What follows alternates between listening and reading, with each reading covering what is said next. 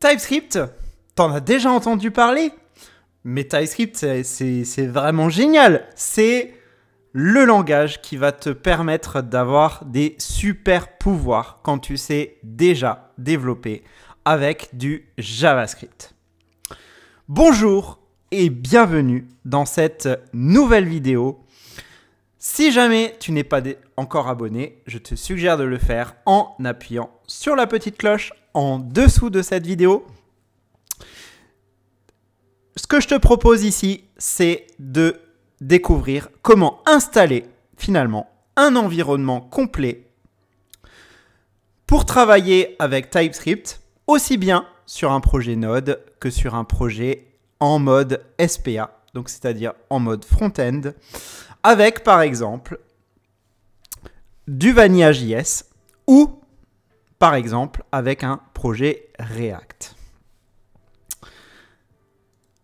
On va basculer d'écran et ce que je vais te proposer donc du coup c'est dans un premier temps déjà de te définir comment est-ce que je vais à travers cette vidéo te montrer comment est-ce qu'on installe un environnement complet qui va te permettre de travailler avec Node et avec TypeScript en définissant tout à la main soi-même. Avant de commencer, si jamais tu n'as pas encore vu ma précédente vidéo que j'ai tournée il y a quelques mois en arrière, je te suggère de le faire.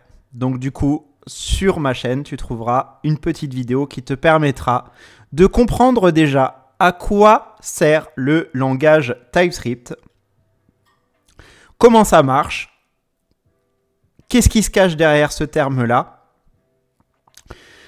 qu'est-ce que ça va nous offrir en tant que développeur JavaScript, tout simplement. Ceci étant dit, une fois que tu auras vu cette vidéo, n'hésite pas à aller regarder donc du coup la suite de celle-ci. Je vais ouvrir ici. Donc je vais d'abord créer dans un premier temps un petit dossier que je vais appeler backend-node. On va ouvrir VS Code dessus. Et on va voir comment installer en pas à pas un environnement complet qui nous permettra de travailler avec Node et TypeScript. On va s'ouvrir un petit terminal ici. Voilà. Je vais essayer de zoomer assez pour que tu puisses voir tout ce que je fais. Et ce que je vais faire dans un premier temps, c'est que je vais installer les dépendances dont je vais avoir besoin. Donc généralement, je pars du principe que quand tu vas créer un projet Node, tu vas avoir besoin généralement de la librairie Express. Voilà, donc ça va être la première librairie qu'on va installer dans notre projet. Dans un deuxième temps, on va installer des dépendances de développement. Pourquoi des dépendances de développement? Parce que ces dépendances-là, on n'en aura pas besoin quand on va notamment déployer notre projet en production. On va s'installer quelques petites librairies. Donc, on va s'installer ici TypeScript, tout simplement. Ensuite, on va installer une deuxième librairie comme @types/express. Alors, à noter que la librairie Express que tu installes comme ça, elle est uniquement compatible JavaScript. Donc, généralement, ce qui va se passer, c'est que dans tous les projets, dans toutes les librairies que tu vas installer, tu vas très souvent retrouver sur l'écosystème NPM des librairies qui commenceront par @types/ le nom de ta librairie. Ces librairies-là sont vraiment des librairies qui vont rajouter le typage pour la librairie en question. La plupart de toutes les librairies que tu trouveras dans NPM, en tout cas les plus connues, auront toujours une librairie @types/ le nom de ta librairie. Voilà. C'est comme ça que tu vas pouvoir bénéficier automatiquement du typage. Donc, de pouvoir rajouter justement le TypeScript qui a été développé donc du coup par d'autres développeurs et ainsi pouvoir bénéficier donc du système d'autocomplétion de cette librairie-là. Pour éviter aussi que dans ton script, tu aies des erreurs, notamment lors de tes imports et de l'utilisation, bien évidemment, de ces dites librairies. Ensuite, on va installer deux autres petites librairies supplémentaires. On va installer TSNode et on va installer NodeMon. Alors, TSNode, ça va être une librairie, ça va être même un utilitaire qui va te permettre de lancer ton projet Node tout en utilisant TypeScript.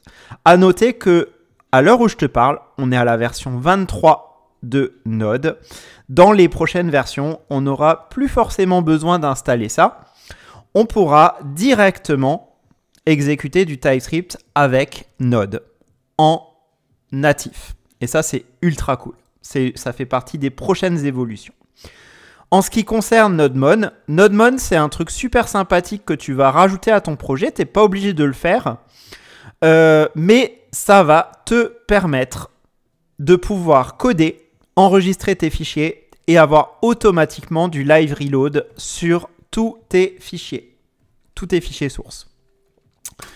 On s'installe tout ça et à partir de là, on va avoir besoin de s'initialiser notre projet TypeScript.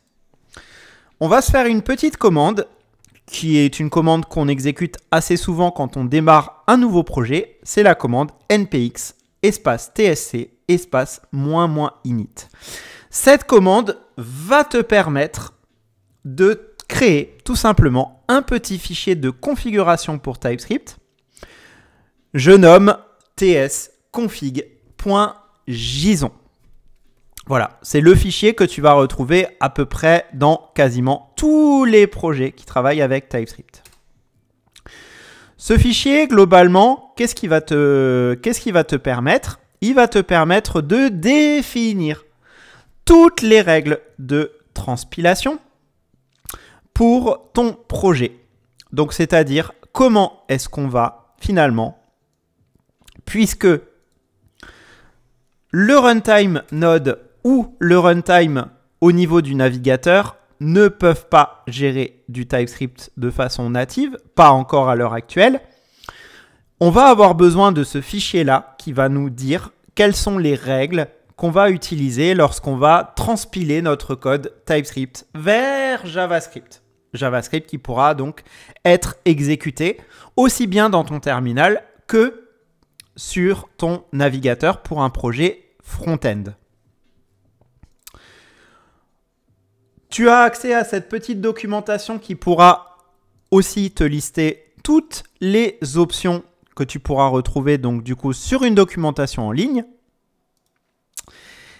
Et maintenant, ceci étant dit, moi j'ai déjà préparé une configuration pour notre environnement Node où je vais finalement te décrire toutes les options qui vont être utiles pour ton projet. Et je pars du principe qu'on va devoir builder notre application pour un serveur, par exemple, comme O2 Switch. Voilà. En ce qui concerne donc les règles de transpilation, donc tu peux voir ici toutes ces règles-là qu'on définit à ce niveau-là. On pourrait en définir d'autres, mais ces règles-là sont déjà très largement suffisantes. Et je vais te décrire chacune de ces options. La première option, ici, Target, nous permettra de définir la version JavaScript avec laquelle on veut rendre compatible notre code. Ici, en l'occurrence, c'est assez rare qu'on ait besoin de descendre en dessous de la version ES 2020. À noter que la version ES 2020 va te permettre de rendre compatible donc ton code avec la version Node.js 14 au minimum, ou alors plus récent. Concrètement, qu'est-ce que ça fait? Si tu utilises par exemple du sucre syntaxique dans ton code et que tu utilises des notations qui sont trop récentes par rapport à ton projet, eh ben, Target va te permettre de faire en sorte que ton code soit compatible avec des versions Node moins récentes. Voilà, tout simplement. Ensuite, module CommonJS va te permettre d'indiquer quel est le système de modules qu'on souhaite utiliser pour notre code. Globalement, ici, tu pourrais définir module CommonJS ou module... je ne connais pas les autres options, faudrait aller voir. Mais globalement, voilà. Cette option-là, ici, que je définis à ce niveau-là, pourquoi je donne cette valeur-là? Tout simplement pour que le code, une fois qu'il sera transpilé donc pour notre code de production, puisse être utilisé avec les syntaxes require et donc, par conséquent, être compatible avec des serveurs comme par exemple O2 Switch. À noter que dans mon cas de figure ici,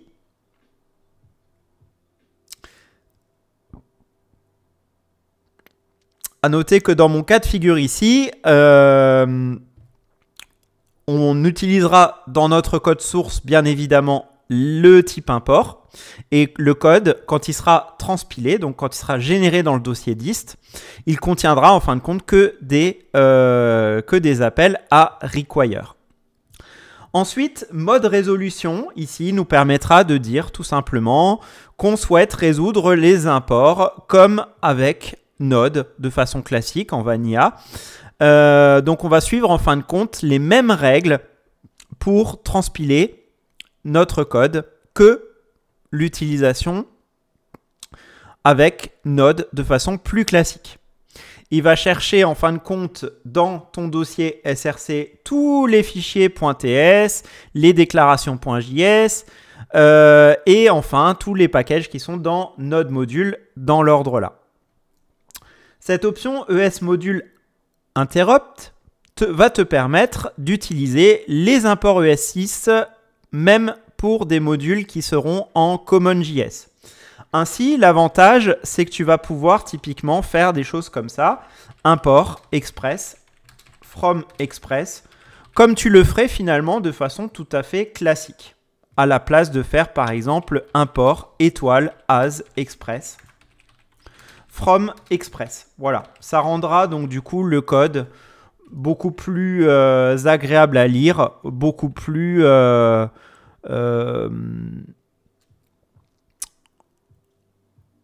beaucoup plus dans la tendance que ce qu'on écrirait de façon assez naturelle. Voilà. Ensuite, l'option holosynthétique défaut import va te permettre d'utiliser les imports par défaut même si le module d'origine n'a pas de default export. Donc ça va surtout être utile pour la compatibilité avec certains modules NPM. L'option strict va nous permettre de nous imposer de devoir gérer le typage de toutes nos variables et également de devoir gérer dans notre code tous les nullables et les undefined. Ça va rendre notamment notre code beaucoup plus robuste avec le temps. Voilà, on va gérer beaucoup plus de cas, on va gérer notre code de façon plus maîtrisée. Ensuite, l'option source map va te permettre de générer des fichiers .map pour chacun de tes fichiers qui seront compilés. Donc, concrètement, dans ton dossier 10, quand tu auras un index.js, tu auras également un fichier index.js.map qui sera généré. Concrètement, à quoi ça sert? Ces fichiers te permettent de débugger le TypeScript directement dans des outils de développement. Même si concrètement, ça reste du JavaScript qui tourne. Ensuite, l'option outDir va te permettre de définir le chemin vers lequel ton projet sera transpilé. BaseURL va te permettre de rajouter des imports depuis la racine de ton projet. Donc concrètement, tu vas pouvoir rajouter une option qui va te permettre, au lieu de faire ceci, voilà, de pouvoir faire également ceci. Voilà, donc ça sera deux options qui te seront autorisées grâce à l'ajout de cette règle-là. Et donc, TypeScript saura comment résoudre ça.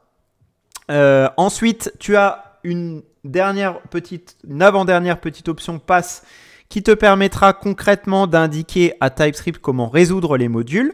donc en allant voir dans le dossier Node Module, hein, bien sûr, donc ça c'est logique, et également d'aller dans un dossier SRC Tips, dossier qui te permettra donc du coup de centraliser tous les types de ton application.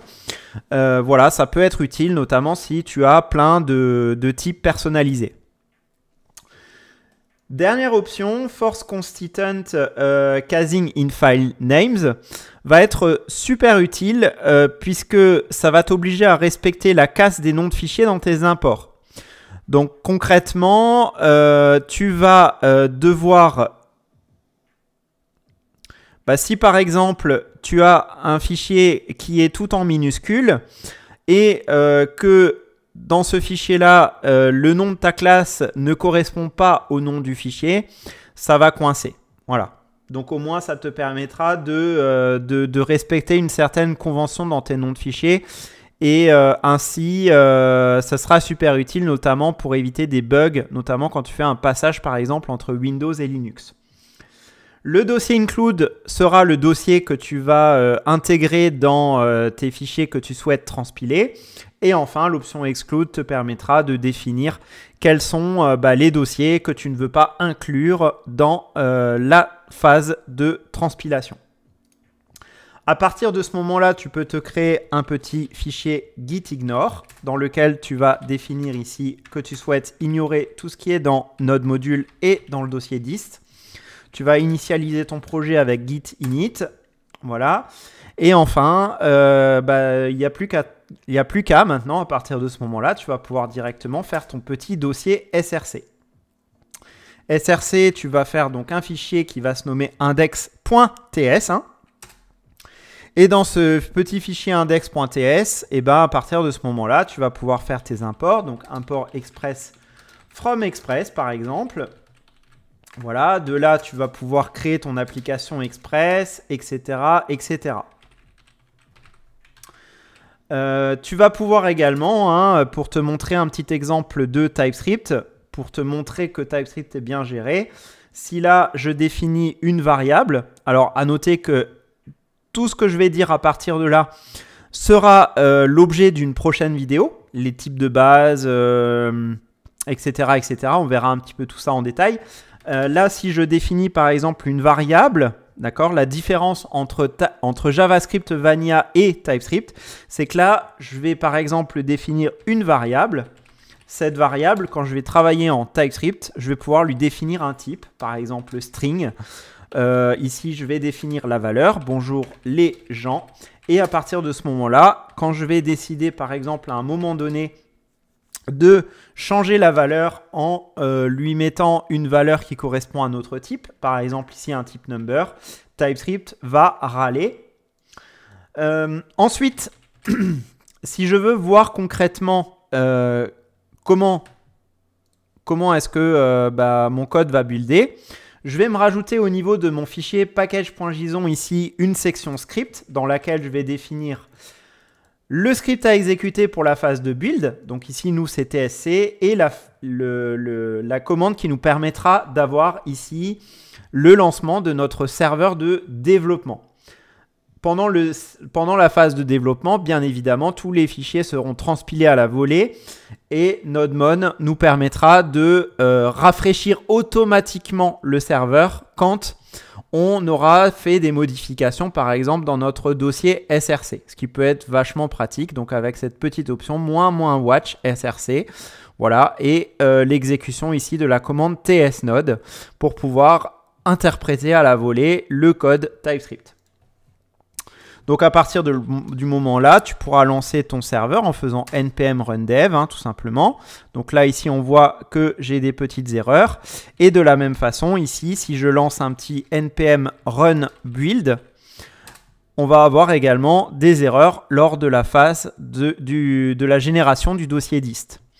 Donc là, ici, si je corrige ma petite erreur, comme ceci, voilà. Là, ici, à ce niveau-là, donc du coup, ça va passer et tu vas voir que dans ton dossier dist, ici, tu auras bien ton JS et ton map qui seront générés. Et ici, on aura bien ici donc le respect des règles du fichier tsconfig. Donc là, en l'occurrence, on a dit qu'on souhaitait utiliser du CommonJS. Donc du coup, tout le code qu'on a là est bien généré en CommonJS. À noter que par rapport à ma précédente vidéo, hein, quand j'ai parlé notamment du déploiement sur O2 Switch, TypeScript suffit pour pouvoir transpiler, donc pour pouvoir construire en fait finalement un build de ton projet, un build qui sera notamment compatible ici dans mon cas de figure avec des serveurs comme O2 Switch. Voilà, et donc une version Node qui peut être installée sur le serveur à partir de la version 14. N'hésite pas à me dire si toute cette configuration sur le TypeScript pour un projet Node t'a éclairé sur la façon dont tu devais faire les choses. N'hésite pas à me dire également en commentaire si tu souhaites que, à l'occasion, je fasse un petit dépôt dans lequel j'y glisse les petites sources que j'ai générées ici. Voilà. On verra dans une prochaine vidéo également comment passer de Node JavaScript à Node TypeScript avec le petit projet que j'avais déjà montré. Et je te décrirai un petit peu plus en détail tout ça une fois que j'aurai fait quelques vidéos sur le sujet TypeScript.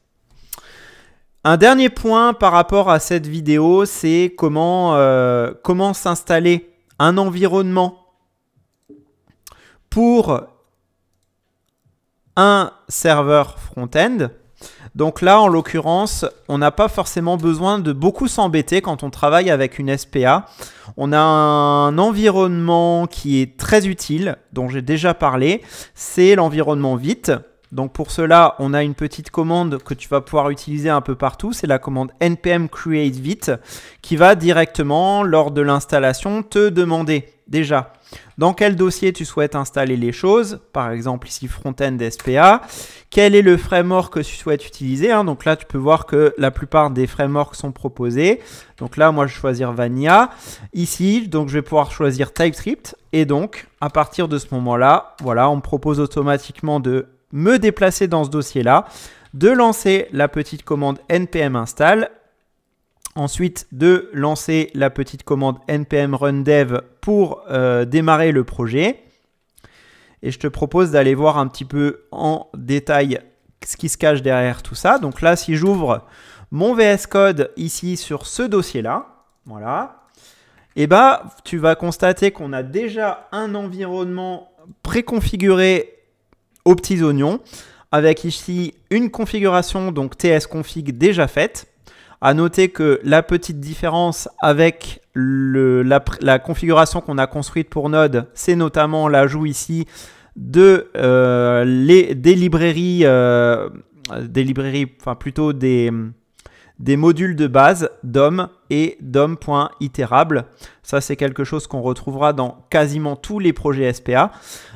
Et quelques petites règles en plus, je te laisserai explorer si jamais tu veux aller voir tout ça en détail.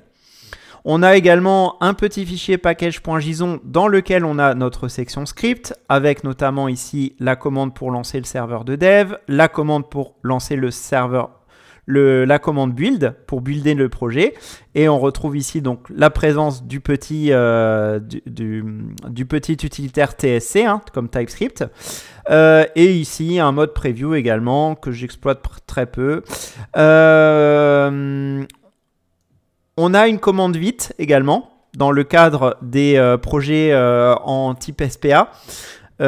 Vite va nous permettre, grâce à un fichier de configuration, vite.config.json, je crois, de pouvoir se définir des règles supplémentaires, notamment par exemple pour rajouter des entry points ou des règles enfin, pas vraiment des règles, mais des plugins supplémentaires pour Vite, comme par exemple la gestion de Tailwind, lorsqu'on va notamment par exemple faire l'import, d'accord, dans notre dossier SRC de Tailwind, et ben au moins on va indiquer grâce à Vite ici quelles sont les règles qu'on va pouvoir rajouter, les plugins qu'on va pouvoir rajouter pour pouvoir gérer également ces petites librairies là supplémentaires, vu qu'on est dans une application SPA.